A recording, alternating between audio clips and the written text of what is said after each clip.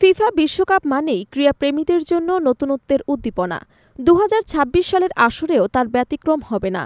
এবার মাঠ মাতাবে ট্রায়োন্ডা বল, যা শুধু গোলই নয়, রেফারির বিতর্ক নিজে নির্ধারণ করবে। তিন দেশের আবহাওয়া, রং এবং প্রতীক নিয়ে এই বল ফুটবলকে দেবে এক নতুন প্রযুক্তি যুগের স্বাদ। ফুটবল বিশ্বকাপ শুরু হতে আর মাত্র ৮ মাস বাকি। ইতিহাসে প্রথমবার একসঙ্গে তিন দেশে অনুষ্ঠিত হবে ৪৮ দলের মহারণ। প্রতিবারের মতো এবারও আসছে নতুন নতুন চমক, যার মধ্যে সবচেয়ে গুরুত্বপূর্ণ হল বিশ্বকাপের নতুন বল ট্রায়োন্ডা। ১৯৩৪ সাল থেকে ফিফা প্রতি আসরে নতুন বল উন্মোচন করে আসছে, যা সময়ের সঙ্গে সঙ্গে প্রযুক্তি এবং নকশায় উন্নত হয়েছে। ১৯৭০ সাল থেকে প্রতিটি বিশ্বকাপের অফিসিয়াল বল সরবরাহ করছে এরিদাস।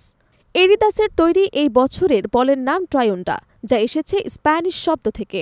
ট্রাই মানে ৩, ওয়ান্ডা মানে ঢেউ। নাম থেকে বোঝা যাচ্ছে এটি স্বাগতিক তিন দেশের প্রতীক। লাল রঙে কানাডা, নীল রঙে যুক্তরাষ্ট্র এবং সবুজে মেক্সিকো। সঙ্গে মেপল পাতা, তারকা এবং ঈগলের ছোঁয়া। সবকিছুর মাঝে স্বর্ণরঙা লাইন যেন বিশ্বকাপ ট্রফির ছায়া ফুটিয়ে তুলেছে। তবে ট্রায়োন্ডা কেবল ডিজাইন নয়, প্রযুক্তিতেও বিপ্লব। ভেতরে রয়েছে ৫০০ হার্টজের মোশন ডিটেকশন সেন্সর, যা মাঠের প্রতিটি মুহূর্ত পর্যবেক্ষণ করবে।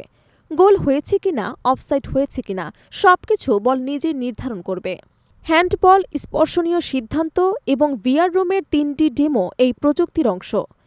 ফলে রেফারির বিতর্কে আর অপেক্ষা করার প্রয়োজন হবে না। তিন দেশের ভিন্ন আবহাওয়া, মেক্সিকোর তাপদাহ, কানাডার শীত এবং যুক্তরাষ্ট্রের বৈচিত্র্যময় জলবায়ু, সবকিছু সামলে মাঠে নামবে ট্রায়োন্ডা। বিশ্বকাপের প্রথম ম্যাচেই দেখা যাবে এর অভিষেক।